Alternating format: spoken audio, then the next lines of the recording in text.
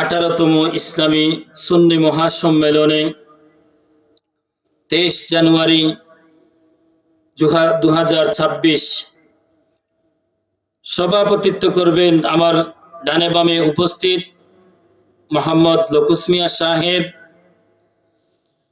হাফেজ মাওলানা জুবাইর আহমদ খান সাহেব, প্রধান অতিথি হযরত মাওলানা আব্দুল খালিক জালালাবাদী সাহেব, আর অসংখ্য অগণিত উলামায়ে কেরাম আলোচনা করেছেন আমার পূর্বে এবং যারা করবেন প্রত্যেকের আলোচনা যেন আল্লাহ কবুল করেন, বলুন আমিন। আমিন। সবাই একটু সামন দিকে আগান। সর্বপ্রথমে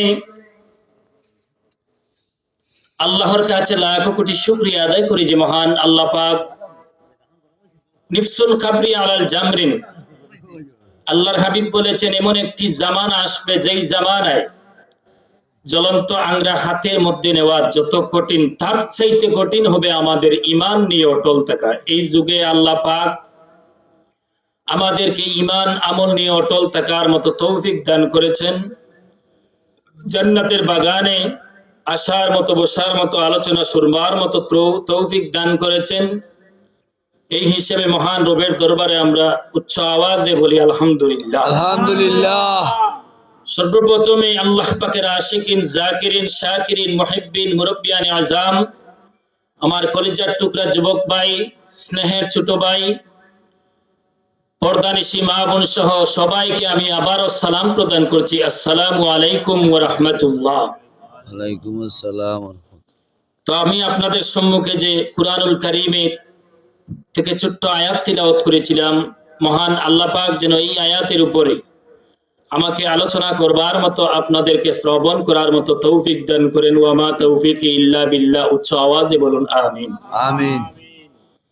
আল্লাহ পাক রব্বুল আলামিন পবিত্র কুরআনুল কারীমের মধ্যে বলেন, বিসমিল্লাহির রহমানির রহিম, মিনহা খালাকনাকুম ওয়া ফিহা নুঈদুকুম ওয়া মিনহা নুখরিজুকুম তারাতান উখরা। আল্লাহ পাক বলেন, আমি আল্লাহ তোমাদেরকে মাটি থেকে সৃষ্টি করেছি, সেই মাটির ভিতরে আবার তোমরা মাটিতেই চলে যেতে হবে। মাটি থেকে আমি আল্লাহ তোমাদেরকে পুনরায় জীবিত করব। জন্মেছি ভাবে দুনিয়ার জমিন ছেড়ে যেতে হবে, তবে এমন জীবন করিও গঠন, মরিলে হাসিবে তুমি, কাঁদিবে ভুবন। আমাদের আসল ঘরের নাম বিল্ডিং না কবর? উচ্চ আওয়াজ দিয়ে বলুন, বিল্ডিং না কবর? কবর। কারণ আমাদের আসল ঘরের নাম কবর। আমরা দুনিয়াতে অনেকেই বিল্ডিং আমরা তৈরি করি, তারপর আমরা বাহাদুরি করি যে এটাই আমার বাড়ি, এটাই আমার ঘর। দুনিয়ার জমিন আমরা জানতে হবে ক্ষণস্থায়ী দুনিয়ার জমিন। মরার পর যে আমাদের জগৎ শুরু হবে সেটাকেই বলা হয় চিরস্থায়ী, পরকাল। আল্লাহর হাবিব বলেন, ক্বালা রাসূলুল্লাহ সাল্লাল্লাহু আলাইহি ওয়াসাল্লাম,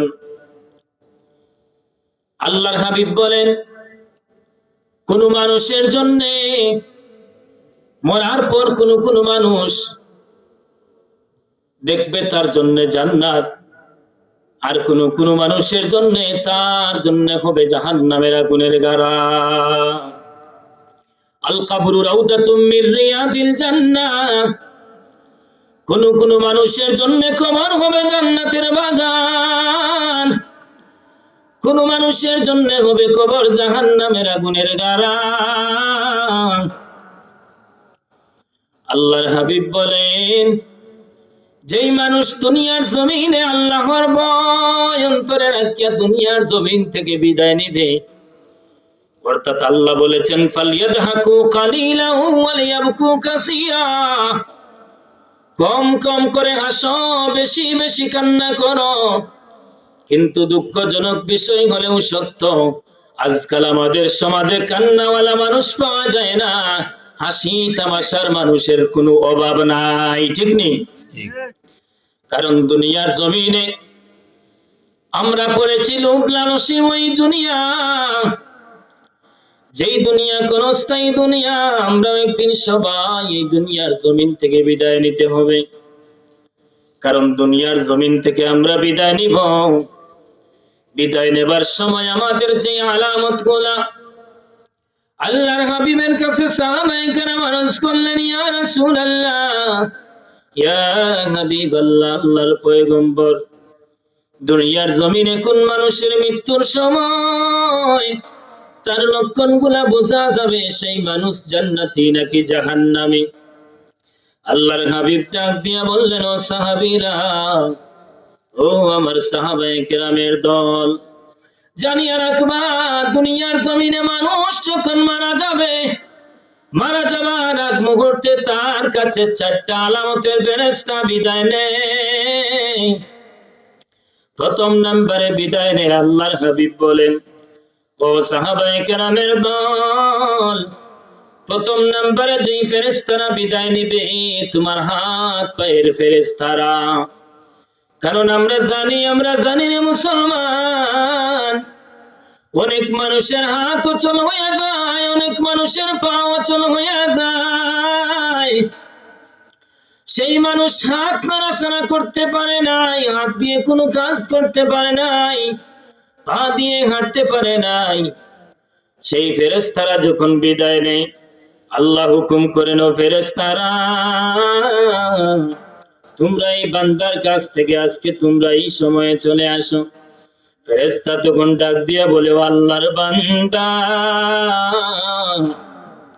আজকে আমরা তোমার কাছ থেকে আমরা বিদায় নিলাম একমাত্র একটাই কারণ, আল্লাহ তোমার হাত তোমার পা অচল করে দিয়েছেন, পা দিয়ে আর হাঁটতে পারবা না, তোমার হাত দিয়ে কোনো কাজ করতে পারবা না, হাত নাড়াচাড়া করতে পারবা না।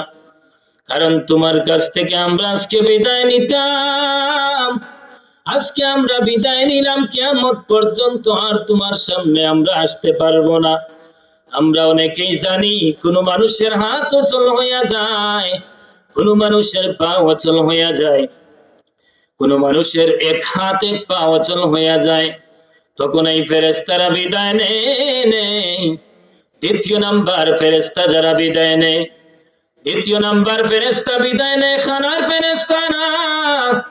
আমরা অনেক সময় আমরা চা খাই, অনেক সময় আমরা ভাত খাই, আমরা অনেক সময় নাস্তা খাই, কিন্তু আমরা এই জানতে পারবো যেই দিন আমাদের কাছ থেকে সেই ফেরেশতারা, খাদ্যের ফেরেশতারা বিদায় নিবে, তখন জানতে পারবো খানা আল্লাহর কত বড় নিয়ামত। সুবহানাল্লাহ।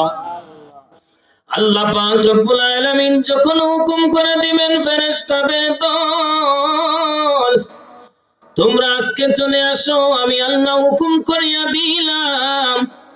আল্লাহ হুকুম করার সঙ্গে সঙ্গে সেই ফেরেশতারা বিদায় নিবে। ফেরেশতা যখন বিদায় নিবে, তারপর 3 নাম্বার যেই ফেরেশতারা বিদায় নিবে, এই ফেরেশতারা আপনার আমার চক্ষুর ফেরেশতা, আমাদের জবানের ফেরেশতা। আমাদের জবান বন্ধ হয়ে যায়, আমরা কথা বলতে পারি না, এই ফেরেশতাও বিদায় নেয়। তারপর 4র্থ নাম্বারে যেই ফেরেশতা বিদায় নেয়, এই ফেরেশতা হচ্ছে আমাদের শ্বাস প্রশ্বাসের ফেরেশতা। এই ফেরেশতা যখন বিদায় নেয়, বিদায় নেবার সময় বলে, আল্লাহর বান্দা, আজকে আমরা বিদায় নিলাম, আর কিয়ামত পর্যন্ত আমরা আসবো না। কারণ আমরা সারাটা পৃথিবী ঘুরলাম, তুমি শ্বাস ছাড়ার মতো আর শ্বাস নেওয়ার মতো সারাটা পৃথিবী ঘুরিয়া আমরা এক বিন্দু পরিমাণ ফাঁকা জায়গা পাই নাই। কারণ আল্লাহর হুকুম হয়েছে তোমার শ্বাস প্রশ্বাস আজকে এই সময়ে বন্ধ হয়ে যাবে। এই কথা বলে যখন ফেরেশতারা বিদায় নেয়, তখন একটা মানুষের মরণ হয়। কারণ একটা মানুষ আন্নাহুম কাল মাউত, আল্লাহর নবী বলেন ঘুমে আর মরার সমান, আন্নাহুম কাল মাউত। তখন আমরা প্রশ্ন করতে পারি, আমরা যখন ঘুমাইয়া যাই তখন আমরা রূহটা কোথায় যায়? ও পানিশাইলের বাবা, ও আমার কলিজার টুকরা যুবক ভাই, জেনে রাখবেন, আমরা যখন ঘুমাইয়া যাই, আমরা ঘুমানোর সঙ্গে সঙ্গে আল্লাহর হুকুমে আমরা রূহ আসমানে উঠিয়া যায়। বলুন সুবহানাল্লাহ। সুবহানাল্লাহ।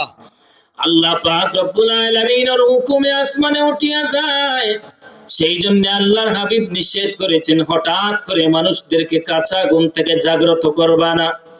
মানুষদেরকে জাগ্রত করার ধারণ আছে।